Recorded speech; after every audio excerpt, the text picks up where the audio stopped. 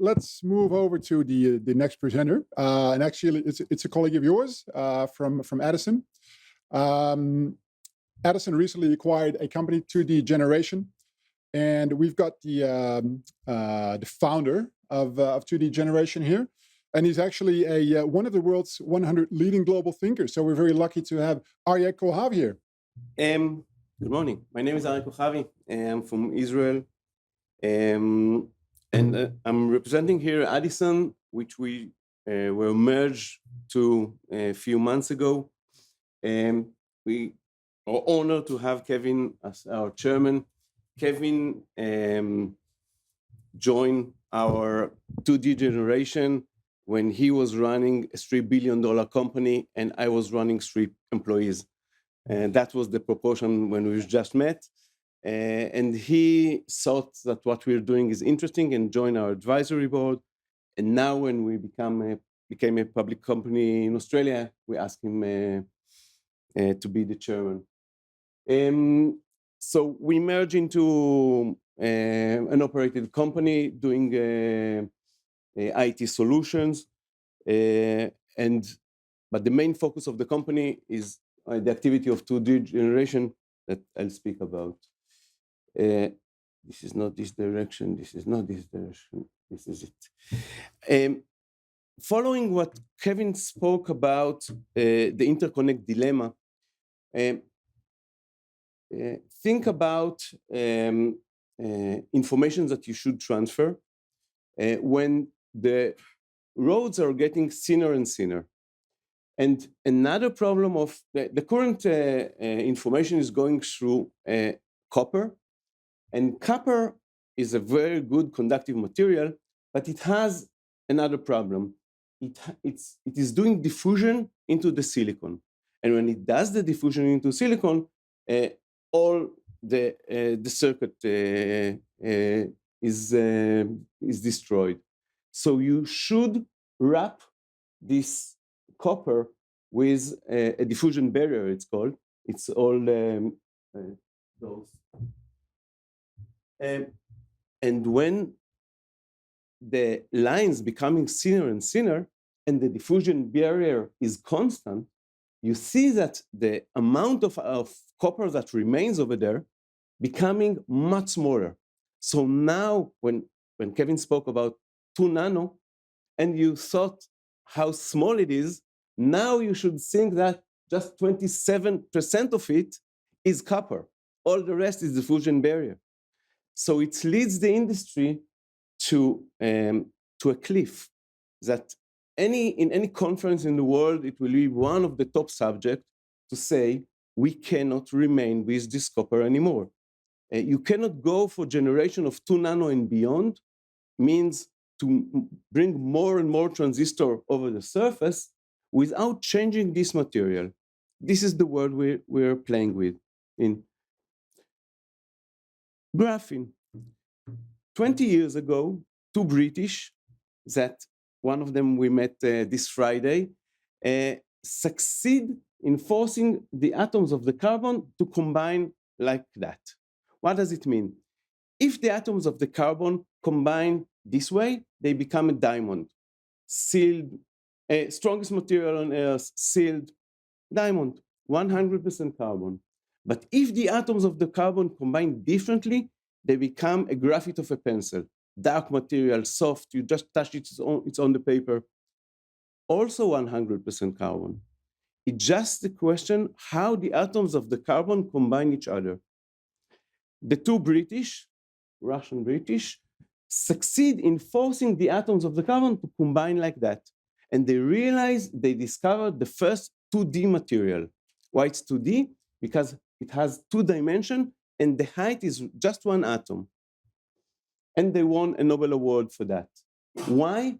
Because the material they've got, the graphene, is much more conductive than gold. It's much more stronger than steel. It has a remarkable thermal conductivity. It's a wonder material, okay? Combine these 2 stories, the need that you heard from the industry for another material and the capabilities of graphene, and you can understand why 8 years ago, on the roadmap of the industry said, okay, graphene will replace the copper. That's the roadmap of the industry. But the but is that graphene is made at 1,000 Celsius. Just when you do a boost of heat of 1,000 Celsius, the atoms of the carbon combine each other as a layer and not build something like graphite. If you put a chip under 1,000 Celsius, all the chip will melt. So yes, we want graphene, but we need to find how to grow graphene at low temperature. Otherwise, very promising material, but not for the semiconductors. So when we want to enter into the semiconductor, you should grow graphene at low temperature. The headline is that we succeed to grow graphene at low temperature. And why is that? Because we took a unique turn. Graphene is made by a machine that's called CVD, chemical vapor deposition.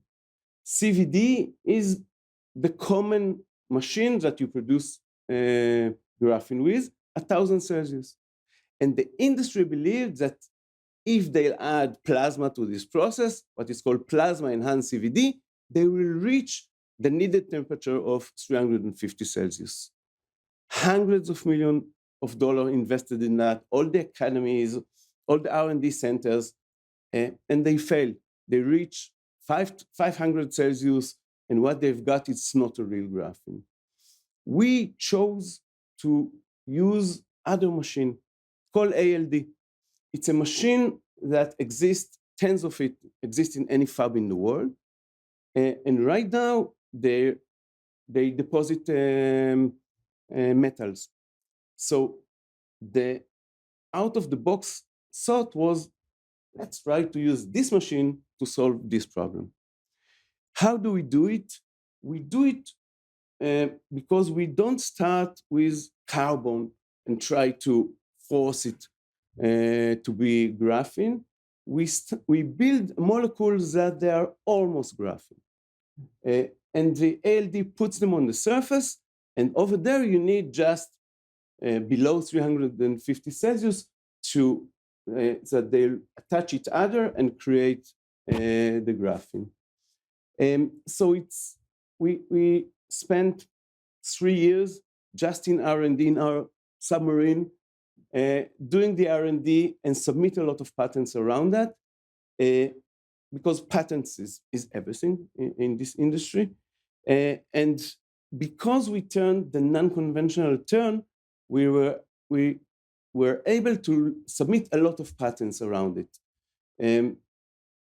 When you were in blue ocean, you can say, okay, any combination of ALD, graphene, this material, you can add it to your IP.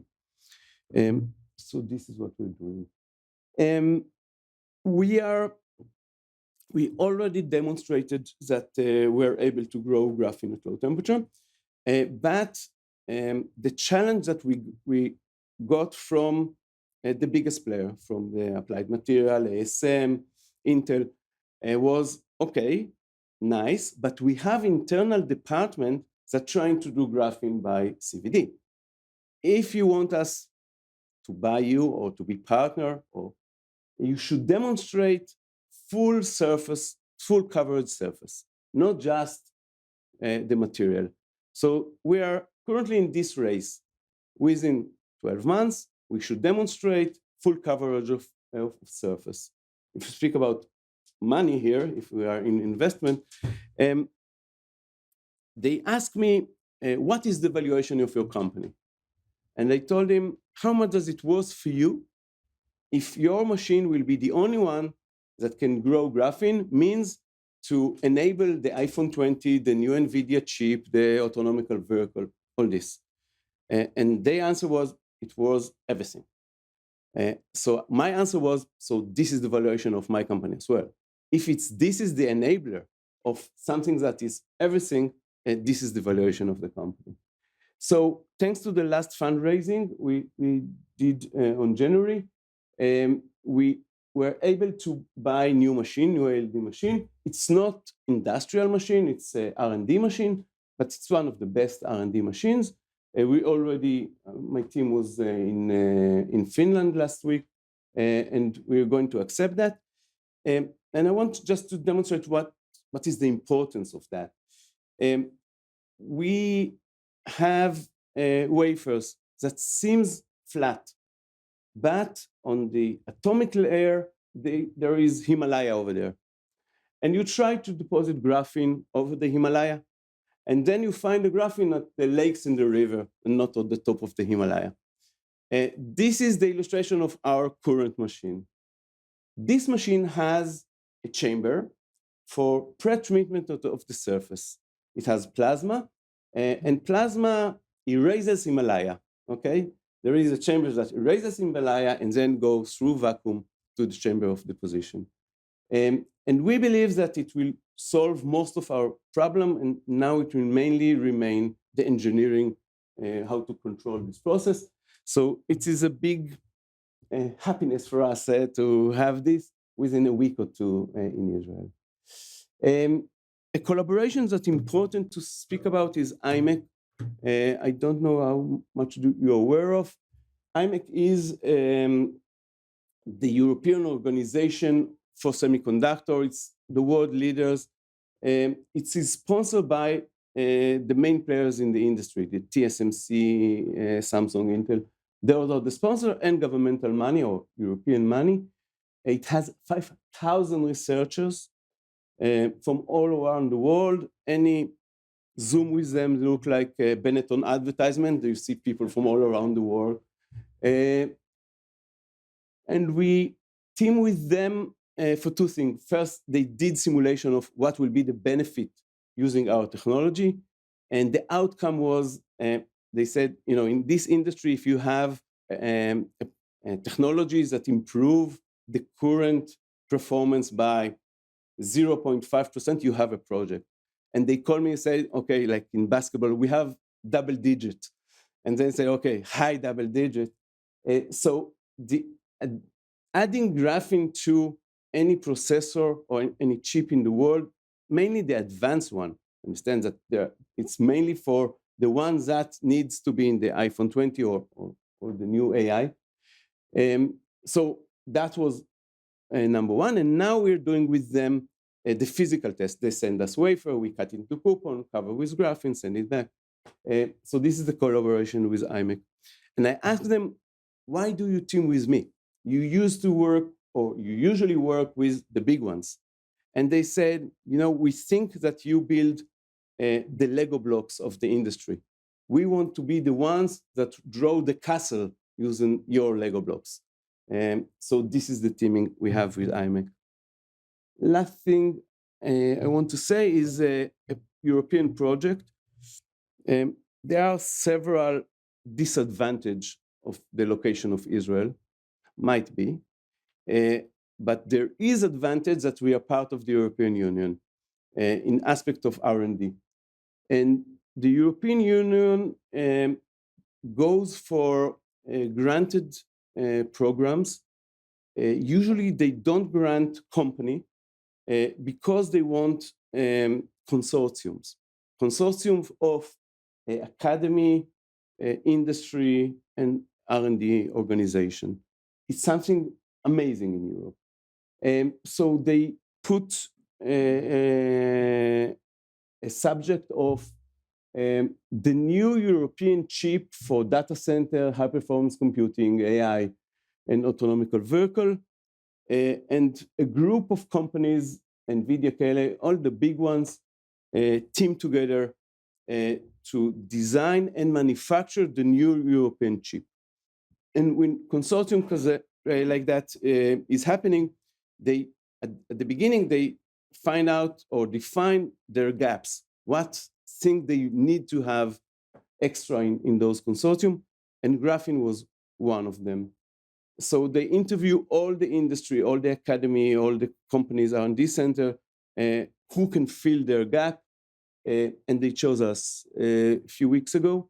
We submitted with them, the consortium, this project, not granted yet, we just submitted, but it was a great honor or to understand that probably we are in very good situation in the market if the big ones chose us.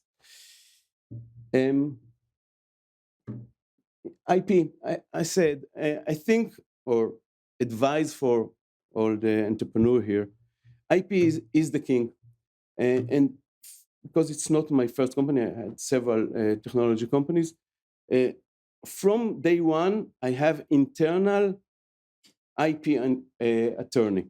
It should be internal because you don't, if you just call an agency once a month and say, okay, I have something, it will not work. You want someone from your team that will know, okay, we're doing that, maybe we can submit that, it's different than what we thought, let's submit that. I think that it's a good idea to have internal patent attorney, and I'll add to that, it's better to have two, because nobody can read what they write, so they should argue with each other, otherwise it will be solved. Nobody can read that. So this is what we're doing. This is what we're doing. Thanks. Thank you very much. I forgot to mention, most of the companies here today, we've done research on those companies. It's all on the Pitt Research website, available for free. You can just access all that.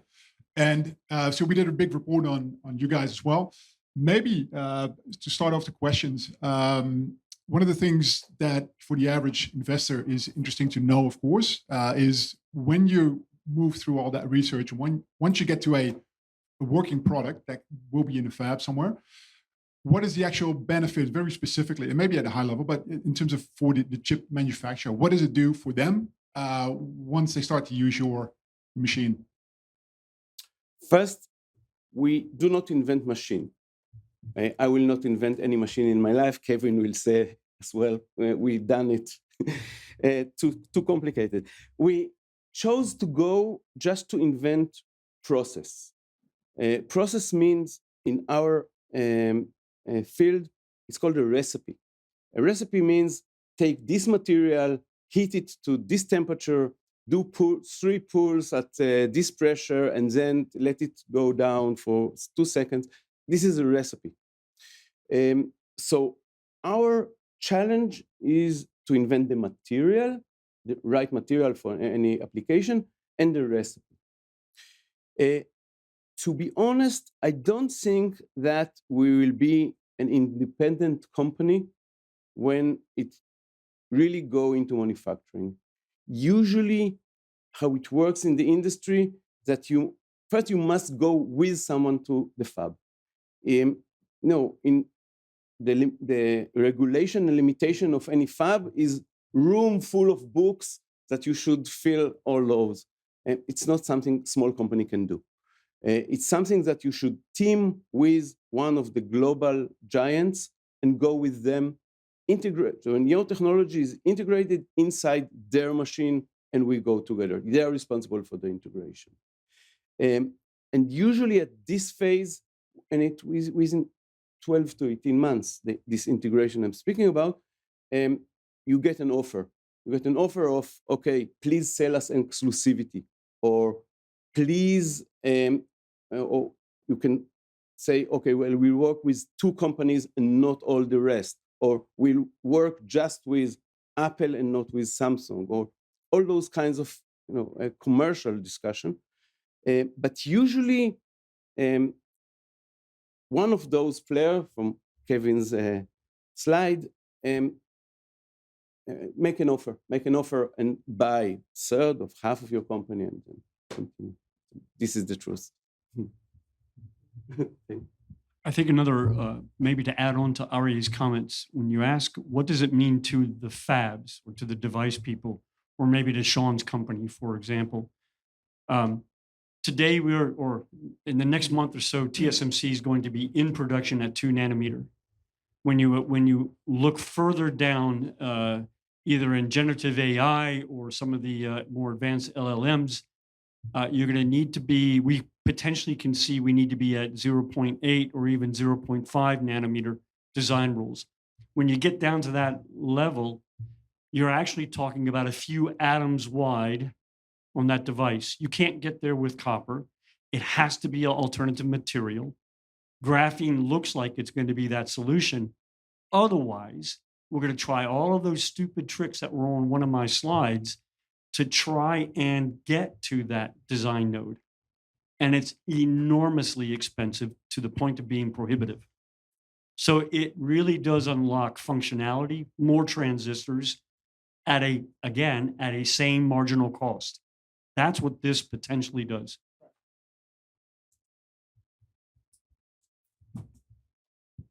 I found that very interesting. I just wanted to understand. So what you're trying to do is deposit one complete layer of graphene. You manufacture the precursors or you don't? Yes. You do. And then, so part of the challenge is having a flat, and now you've got the machine. But apart from that, what do you think is, do you see any other, like, is it, what are the risks of not being able to do what you're trying to do? And why do you get those risks? Is it the precursor? Is it the process? Why won't you succeed, I guess is my question. We will. Start with that. It's an ongoing effort. R&D like that is like a game of battleship, I think it's called here. We call it submarines. Because there are a lot of parameters, 8 parameters, that you should play with them. What does it mean play? The temperature of the precursor, is it 170 or 160? The pressure, is it this one or this one? So there is several parameters that you should be on the same, this is your guess. And I've been asked a lot of when do you have an operating technology? And the truth answer is we're playing battleship. I should be responsible and say our last guess is within 18 months. Maybe when Israel will wake up and I get a call and say, okay, we got it, maybe, because they played the battleship this morning. But no, my responsibility to the shareholder is to say probably the last guess within 18 months. So this is where we are. We are in physical things. We can measure, there are a lot of aspects of how you define materiality. No, I look to you like a scientist, but I'm coming from finance. No, I'm even an accountant, if, to put it, how low can it be? So those science has you should have 3 ways of looking at things to define this is the material you're looking for. It can be laser, or most of the thing is to laser on surface and how it goes back. It's measured, the conductivity. There are all these games, and because we are in graphene, it's interesting. We actually cut the surface, and we see a thin layer over there flying in the. So those are the measurement thing. Right. One final question right there, Mohammed. Thanks all for the interesting talk. Take me through the days we're doing analysis of graphene and carbon nanotubes and the use of that. Yeah. From a comment at a system level, right? Like this would save a lot of energy, and that actually would address some of the rising challenges in GPUs and computing and all that. So that's something that's really amazing to see that's actually getting into industry. My question would be, what kind of technology node do you guys expect to be your first production in? Is it going to go straight away to the FinFET, a little bit lagging because if you want to de-risk the technology node? And then if you do that, is it more of a proof of concept, or are you going to have some actually marginal benefits against copper as such lagging nodes? Good question. I'll answer in 2 ways. First, if you remember the graphite or the what Kevin showed about how interconnect look like. You have, again, my illustrations. You have the highways. You don't need to be graphene. It's wide enough. And then you have the roads. You have the small, the smallest passes. Those should be graphene, because Those are the ones that where the building are, you can have more and more transistor. And if right now there is billions of transistor in the advanced chip, if you use that, maybe you have 1.5 billion transistor. This is the purpose. So we should be, or we are the enabler for the future generation. If you go to Applied Material website, they said, if we want to go to generation of 2 nano and beyond, you need graphene. Kevin spoke about tricks that enable something will be called 2 nano, even without graphene. But beyond that, without tricks, yes, you need another material, probably graphene. All right. Well, Arye, you might be an accountant by training. We still love you anyway. Thank you very much.